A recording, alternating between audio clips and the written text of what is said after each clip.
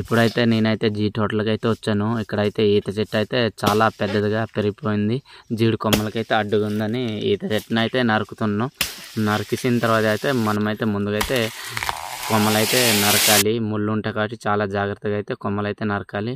లోపల ఈత దుంప ఉంటుంది కదా, మొత్తానికైతే కొమ్మలైతే నరకడం అయితే స్టార్ట్ చేశాను. కొమ్మలైతే చాలా జాగ్రత్తగా నరికేసిన తర్వాత అయితే ముందుగా అయితే మధ్యలో అయితే కట్ చేశాను. ఎందుకంటే మీద కాసి అయితే ఈత దుంప ఉంటుంది కాబట్టి నేనైతే కట్ చేసిన తర్వాత మధ్య నుంచి అయితే నరకడం అయితే స్టార్ట్ చేశాను. రెండు పక్కల అయితే నరికేసిన తర్వాత లోపల అయితే దుంప అయితే ఉంటుంది. మనమైతే చాలా జాగ్రత్తగా అయితే నరకాలి. చిన్న మిస్టేక్ వచ్చినా ముళ్ళు లాంటివి అయితే గుచ్చేస్తాయి, ఈత ముళ్ళు. మొత్తానికి నరకడం అయితే అయిపోయిన తర్వాత ఇదైతే మొత్తం దుంప అయితే చూడండి ఎంత తెల్లగా అయితే కనబడుతుంది. ఇంకా దుంప అయితే సైడ్న అయితే ఉంది. అదైతే నరికేసి అయితే ముందుగా అయితే నరకడం అయిపోయిన తర్వాత ఆ దుంపని అయితే తీస్తున్నాను.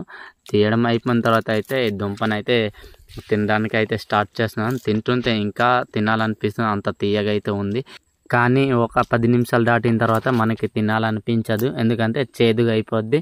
చేదుగా అవ్వకూడదంటే ఈత ముళ్ళు అయితే ఈత దుంపలోనైతే గుచ్చేసి అయితే ఉంచాలి. అలాగా ఉంచితే చేదుగా అయితే అవ్వదు. నేనైతే తిన్నంత తిన్నాను, కడుపు నిండిపోయింది. మొత్తానికైతే నేనైతే ఊరికైతే వెళ్ళిపోతున్నాను. మిగిలిందైతే ఇంటికి అయితే తీసుకెళ్తున్నాను. అలాగే ఈ వీడియో చూసిన వాళ్ళు ఒక లైక్ చేయండి, మన ఛానల్ అయితే సబ్స్క్రైబ్ చేసుకోండి.